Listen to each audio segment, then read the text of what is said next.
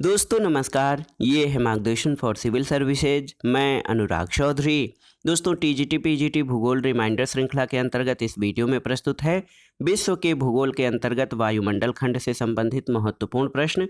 इसमें हम वायुमंडल की संरचना या विभिन्न परतों से संबंधित महत्वपूर्ण प्रश्नों को रिवाइज करेंगे, जो आपके आगामी परीक्षाओं जैसे TGT PGT, LT grade, government inter college प्रवक्ता, गवर्नमेंट डिग्री कॉलेज, उच्चतर शिक्षा असिस्टेंट प्रोफेसर, केंद्रीय विद्यालय संगठन और नेट जेआरएफ परीक्षाओं के लिए बहुत ही उपयोगी है। तो आइए शुरू करते हैं आज का वीडियो। वायुमंडल की संरचना या वायुमंडल की विभिन्न परतों से संबंधित महत्वपूर्ण प्रश्न। सबसे पहले आइए जान लेते हैं वायुमंडल किसे कहते हैं। तो दोस्तों आप जान लीजिए कि पृथ्वी के चारों तरफ सैकड़ों किलोमीटर की ऊंचाई में व्याप्त गैसीय आवरण को वायुमंडल कहा जाता है। और आप जान लीजिए दोस्तों, पृथ्वी की गुरुत्वाकर्षण शक्ति के कारण ही ये वायुमंडल उसके साथ टिका हुआ है। और पृथ्वी की वायुमंडलीय परतों में जो नीचे से ऊपर की ओर पाई जाने वाली परतें हैं, उसमें सबसे पहली परत क्षोभ मंडल है, जिसको ट्रोपोस्फियर कहा जाता है। दूसरे क्रम पर समताप मंडल है, जिसको स्ट्रेटोस्फियर कहा जाता है। इसके ऊपर मध्य मंडल है, मेसोस्फियर। तापमंडल उसके आगे है, जो थर्मोस्फियर कहलाता है। उसके ऊपर वाली परत आयन मंडल है, जिसको आयनोस्फियर कहते हैं। और सबसे बाहर की परत बहिर्मंडल या एक्सोस्फियर कहलाती है। आइए प्रश्नों पर आते हैं। पहला प्रश्न है दोस्तों, नूतन परिकल्पना के आधार पर किस विद्वान ने वायुमंडल को दो भागों में विभाजित किया है? तो उत्तर है मार्सेल निकोलेट ने। याद रखिएगा, मार्सेल निकोलेट ने नूतन परिकल्पना के आधार पर वायुमंडल को दो भागों में विभाजित किया है। ये हैं सममंडल और विषममंडल। सममंडल की ऊंचाई सतह से 90 किलोमीटर तक है, जिसमें ट्रोपोस्फियर, स्ट्रेटोस्फियर और मेसोस्फियर शामिल हैं।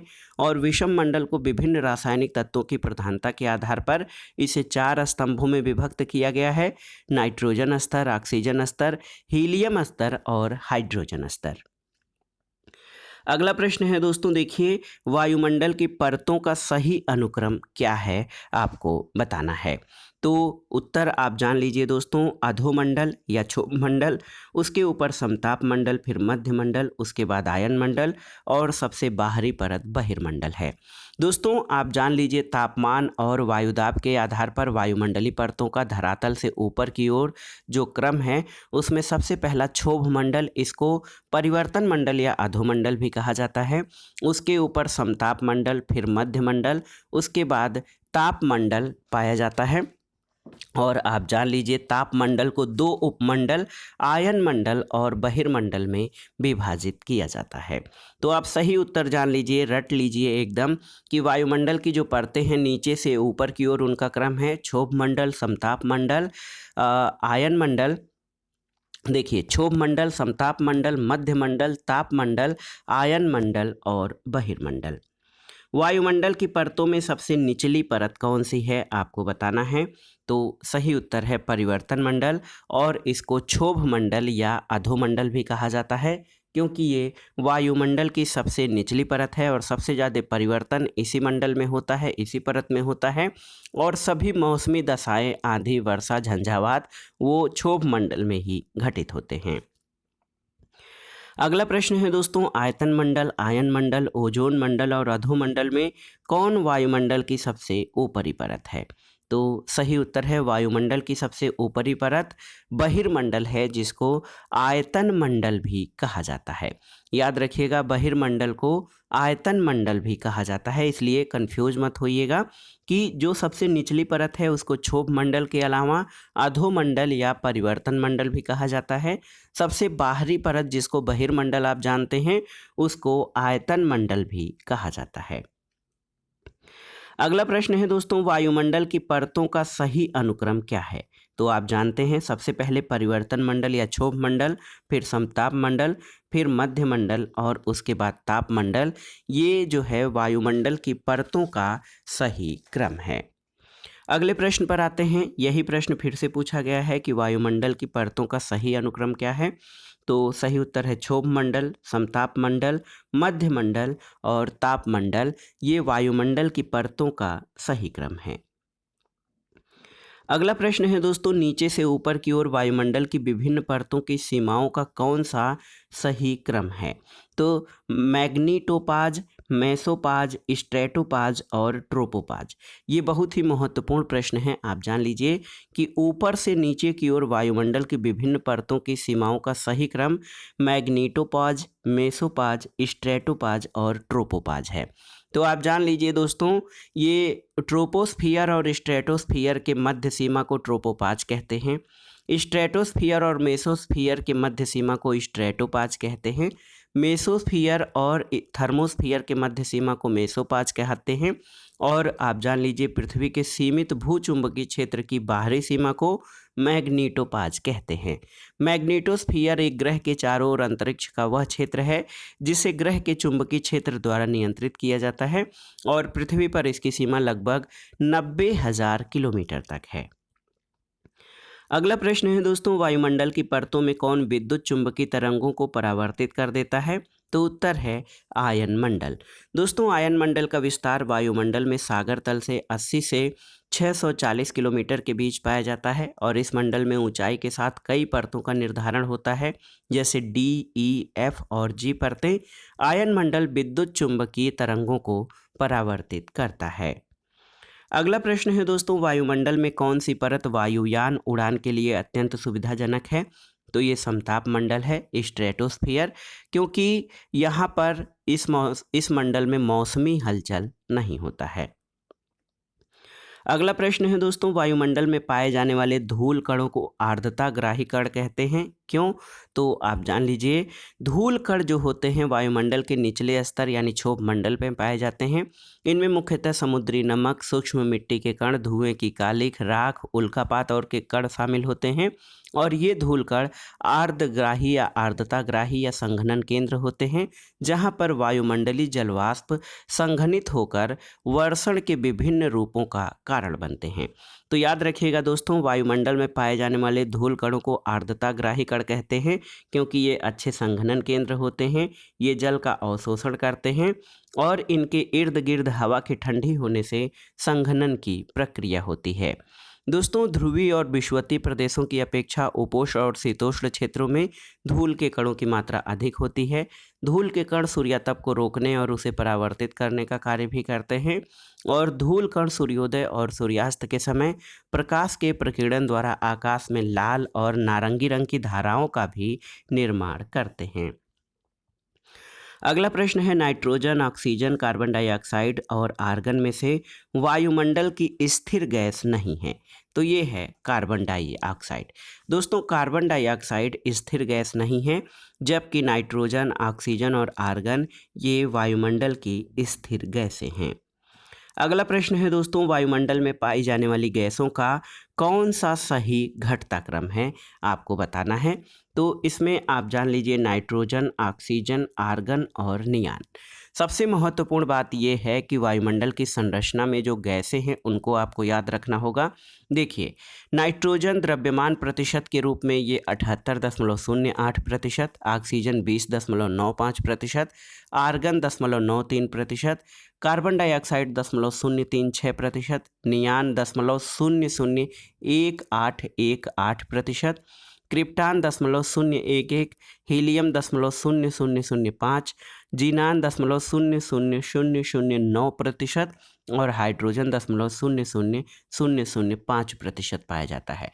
तो मोटे तौर पर जो प्रमुख गैसें हैं वायुमंडल में, नाइट्रोजन सर्वाधिक मात्रा में, ऑक्सीजन दूसरे स्थान पर, तीसरे पर आर्गन और चौथे पर कार्बन डाइऑक्साइड है। तो सही उत्तर, वायुमंडल में पाई जाने वाली गैसों का सही घटता क्रम नाइट्रोजन, ऑक्सीजन, आर्गन और यहाँ पर ऑप्शन है नियान।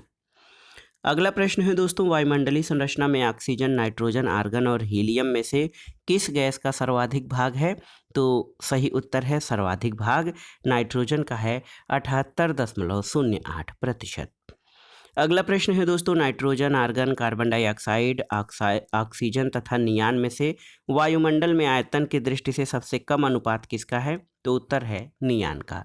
दोस्तों, नियान जो है प्राकृतिक रूप से पाई जाने वाली जो गैसें हैं उसमें वायुमंडल के में आयतन की दृष्टि से सबसे कम गैस जो है, सबसे कम अनुपात नियान का है, जो कि 0.001818% पाई जाती है। अगला प्रश्न है, नमी की वह मात्रा जो तरल और ठोस जल के वाष्पन तथा पेड़ पौधों के वाष्पोत्सर्जन द्वारा वायुमंडल को प्राप्त होती है, इसको वाष्प उत्सर्जन कहते हैं। दोस्तों, वायुमंडल के संघटकों में जल वाष्प का महत्वपूर्ण स्थान है। वायुमंडल में इसकी मात्रा लगभग 0.001% से अधिकतम 4% तक होती है और स्थान विशेष की जलवायु के अनुसार वायुमंडल में जल वाष्प की मात्रा में परिवर्तन दिखाई देता है। वायुमंडल को जलवाष्प की मात्रा वर्षा, सागरी जल, तालाब, नदी, वनस्पतियों आदि के वाष्पोत्सर्जन से प्राप्त होता है। और आप जान लीजिए, समस्त जलवाष्प का 90% भाग भूतल से 5 किलोमीटर तक वायुमंडल वाले भाग में ही पाया जाता है। अगला प्रश्न है, क्षोभ मंडल में वायु की गति या संचलन का कारण क्या है? तो उत्तर है वायुदाब। क्षोभ मंडल में जो वायु चलती है या उसका गति का कारण वायुदाब है, क्योंकि आप जान लीजिए कि वायुदाब में अंतर उत्पन्न होने के कारण ही वायु का संचलन होता है और वायु हमेशा उच्च वायुदाब से निम्न वायुदाब क्षेत्र की ओर चलती है। वायुदाब में अंतर जितना अधिक होगा, वायु उतनी ही अधिक गति से उच्च वायुदाब से निम्न वायुदाब क्षेत्र की ओर चलती है। अगला प्रश्न है दोस्तों, वायुमंडल के मंडलों में किसे मिश्रण प्रदेश के रूप में जाना जाता है? तो उत्तर है क्षोभ मंडल को। क्षोभ मंडल को मिश्रण प्रदेश के रूप में जाना जाता है। क्षोभ मंडल को ट्रोपोस्फियर के रूप में भी जानते हैं। ट्रोपोज ग्रीक भाषा का शब्द है जिसका अर्थ मिश्रण या विक्षोभ होता है। इसी कारण इस परत या मंडल को मिश्रण प्रदेश या क्षोभ मंडल कहते हैं। अगला प्रश्न है दोस्तों, भूमध्य रेखा पर ट्रोपोपॉज की ऊंचाई कितनी होती है? तो ये 17 से 18 किलोमीटर होती है। परिवर्तन मंडल तथा समताप मंडल के बीच लगभग 1.5 किलोमीटर मोटी परत को ट्रोपोपॉज कहते हैं। इस भाग में सभी प्रकार के मौसमी परिवर्तन स्थगित हो जाते हैं। वास्तव में ये मंडल परिवर्तन तथा समताप मंडलों का विभाजक होता है और विषुवत रेखा पर ट्रोपोपॉज की ऊंचाई लगभग 16 से 18 किलोमीटर और ध्रुवों पर 8 से 10 किलोमीटर होती है। अगला प्रश्न है, चंडीगढ़, कोलंबो, कोलकाता, कोपेनहेगन और कैम्ब्रिज में से क्षोभ मंडल की ऊंचाई किसके ऊपर सबसे अधिक होगी? तो सही उत्तर है कोलंबो। दोस्तों, कोलंबो में क्षोभ मंडल की मोटाई सबसे अधिक होगी, क्योंकि भूमध्य रेखा पर क्षोभ मंडल की ऊंचाई सर्वाधिक और ध्रुवों पर न्यूनतम होती है। तो कोलंबो भूमध्य रेखा के सर्वाधिक नज़दीक है, इसलिए यहाँ पर क्षोभ मंडल की ऊंचाई सबसे अधिक होगी। क्षोभ मंडल की ऊंचाई अधिकतम कहाँ पर पाई जाती है? तो उत्तर है भूमध्य रेखी प्रदेश में दोस्तों क्षोभ मंडल की ऊंचाई अधिकतम पाई जाती है। अगला प्रश्न है, एक वायुमंडलीय परत जो जैवमंडल का एक भाग है उसे क्या कहा जाता है? तो इसको क्षोभ मंडल कहते हैं। वह वायुमंडलीय परत जो जैवमंडल का एक भाग है उसे क्षोभ मंडल या परिवर्तन मंडल कहा जाता है। मानव सहित सभी जीवों का अस्तित्व क्षोभ मंडल में होने वाली मौसमी घटनाओं के कारण ही संभव हो पाता है। ये वायुमंडल का सबसे निचला स्तर है। अगला प्रश्न है, वायुमंडल के सबसे निचले स्तर का क्या नाम है? तो उत्तर है क्षोभ मंडल या परिवर्तन मंडल। ये वायुमंडल के सबसे निचले परत का नाम है।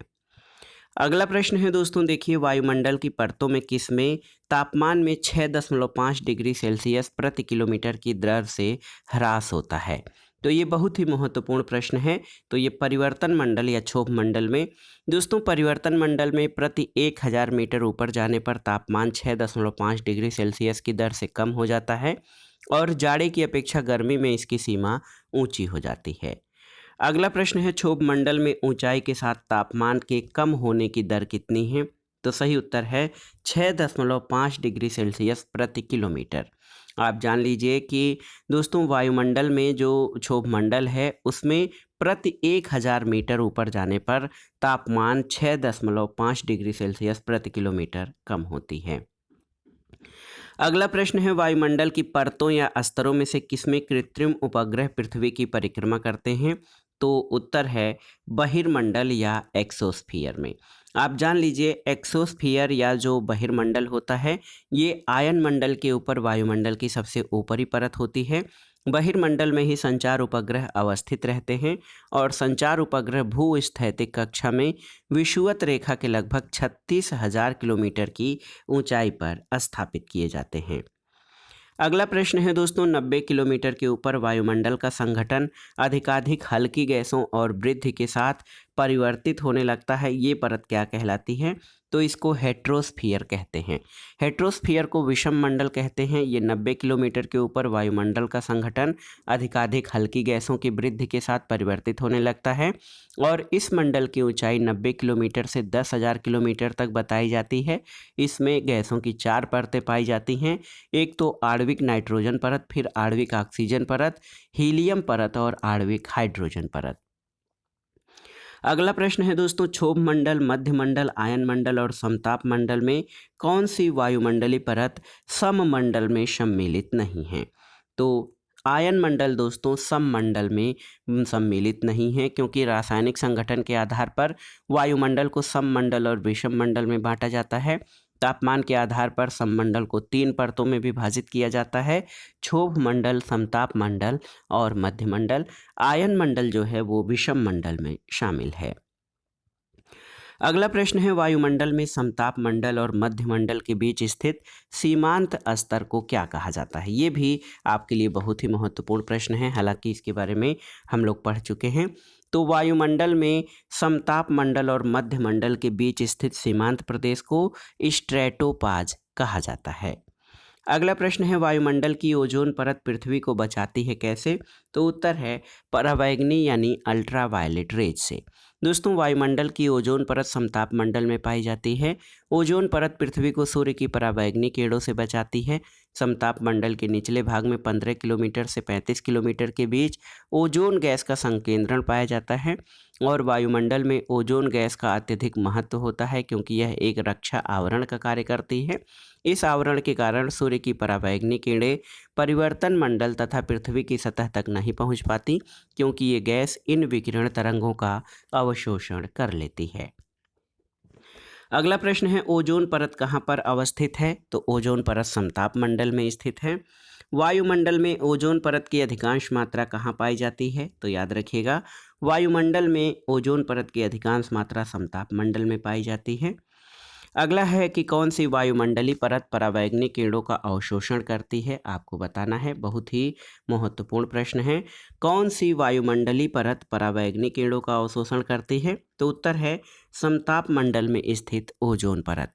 दोस्तों, समताप मंडल में स्थित ओजोन परत ये सूर्य से आने वाली हानिकारक पराबैंगनी किरणों का अवशोषण करती है।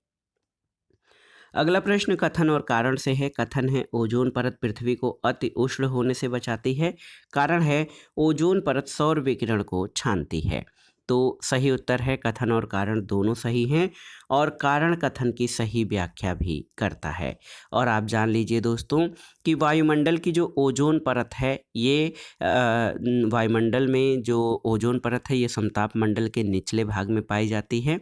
ये सूर्य से आने वाली पराबैंगनी किरणों से एक रक्षा आवरण का कार्य करती है और इस आवरण के कारण सूर्य की जो पराबैंगनी किरणें हैं ये क्षोभ मंडल और पृथ्वी की सतह तक नहीं पहुंच पाती हैं, क्योंकि यह गैस इन विकिरण तरंगों का अवशोषण कर लेती है। अगला प्रश्न है दोस्तों, देखिए बहुत ही महत्वपूर्ण प्रश्न है कि ओजोन गैस की अधिकता कहाँ से कहाँ तक है? तो सही उत्तर है, ओजोन गैस की अधिकता दोस्तों ये 15 से 35 किलोमीटर की ऊंचाई तक है। अगला प्रश्न है, समताप मंडल में ओजोन परत का कार्य क्या है? तो समताप मंडल में जो ओजोन परत पाई जाती है वो सूर्य से आने वाली हानिकारक पराबैंगनी विकिरणों को सोख लेती है, यानी उनको रोकने का कार्य करती है। अगला प्रश्न है कि वायुमंडल के कौन से भाग में मुक्त ताप मेघ पाए जाते हैं? तो ये समताप मंडल में पाए जाते हैं। समताप मंडल के निचले स्तर पर कभी कभी सिरस बादल दिखाई देते हैं। इन बादलों को मुक्ताभ या मौक्तिक मेघ, मदर ऑफ पर्ल क्लाउड या नैक्रियस क्लाउड भी कहा जाता है। अगले प्रश्न पर आते हैं दोस्तों। अगला प्रश्न है, मीथेन, ऑक्सीजन, हीलियम, ओजोन और नियान में से कौन सी ट्रेस गैस वायुमंडल में नहीं पाई जाती है? तो ये है ऑक्सीजन। ऑक्सीजन ट्रेस गैस नहीं है। वायुमंडल में 78.08% जो है ये आप जानते हैं नाइट्रोजन पाई जाती है, 20.95% ऑक्सीजन और शेष भाग जो है ये अन्य गैसें पाई जाती हैं। इन्हीं शेष गैसों को ट्रेस गैस कहा जाता है, जैसे मीथेन, हीलियम, ओजोन, नियान, क्रिप्टॉन, ये सभी दोस्तों ये ट्रेस गैसें हैं और ऑक्सीजन ट्रेस गैस नहीं है। दोस्तों ऑक्सीजन वायुमंडल में पाई जाती है परंतु ये ट्रेस गैस नहीं है। अगला प्रश्न है दोस्तों, ऑरोरा बोरेलिस होता है कहाँ पर? तो ये आयन मंडल में होने वाली घटना है। ऑरोरा बोरेलिस इसको उत्तरी ध्रुवीय प्रकाश कहते हैं और ऑरोरा ऑस्ट्रेलिस इसको दक्षिणी ध्रुवीय प्रकाश कहते हैं। ये आयन मंडल में होने वाली घटनाएं हैं। ऑरोरा बोरेलिस को उत्तरी ध्रुवीय ज्योति या सुमेर ज्योति भी कहते हैं। उत्तर ध्रुवीय ज्योति या सुमेर ज्योति उत्पन्न होती है कहाँ पर? तो वायुमंडल के आयन मंडल में दोस्तों उत्तर ध्रुवीय ज्योति, जिसको ऑरोरा बोरेलिस कहते हैं, ये उत्पन्न होती है।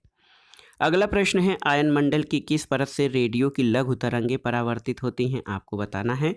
तो ये एफ परत होती है। आप जान लीजिए दोस्तों, आयन मंडल की एफ परत से रेडियो की लघु तरंगें परावर्तित होती हैं। ये परत दिन और रात दोनों समय उपलब्ध रहती है। डी परत भी निम्न आवृत्ति वाली रेडियो तरंगों को परावर्तित करती है, लेकिन ये परत सूर्यास्त के साथ रात्रि में लुप्त हो जाती है। ई परत भी सूर्यास्त के पश्चात लगभग लुप्त हो जाती है। अगला प्रश्न देखिए, आयन मंडल रेडियो तरंगों का परावर्तन करने वाली वायुमंडलीय परत क्या कहलाती है? तो ये आयनोस्फीयर या आयन मंडल कहलाती है, जो परत रेडियो तरंगों का परावर्तन करती है। अगला प्रश्न है दोस्तों, वायुमंडल में ऑक्सीजन की मात्रा लगभग कितनी है? तो वायुमंडल में ऑक्सीजन की मात्रा लगभग 20.947% है। अगला प्रश्न लास्ट का प्रश्न है कि हीलियम, क्रिप्टॉन, नियान और जिनान में से कौन अक्रिय गैस है? तो सही उत्तर है, ये सभी अक्रिय गैसों की श्रेणी में आती हैं। हीलियम, क्रिप्टॉन, नियान और जिनान ये सभी नोबल, अजनबी या अक्रिय गैसें कहलाती हैं। तो दोस्तों ये था आज का वीडियो टीजीटी पीजीटी भूगोल रिमाइंडर श्रृंखला के अंतर्गत वायुमंडल की विभिन्न परतों और संरचना से संबंधित महत्वपूर्ण प्रश्न, जो आपके आगामी परीक्षाओं के लिए बहुत ही उपयोगी है। आप इन प्रश्नों को तैयार कर लीजिएगा। दोस्तों वीडियो आपको कैसा लगा हमें कमेंट बॉक्स में ज़रूर बताइएगा। वीडियो को लाइक करें, शेयर करें और इस चैनल मार्गदर्शन फॉर सिविल सर्विसेज को सब्सक्राइब करें। वीडियो देखने के लिए धन्यवाद दोस्तों। नमस्कार।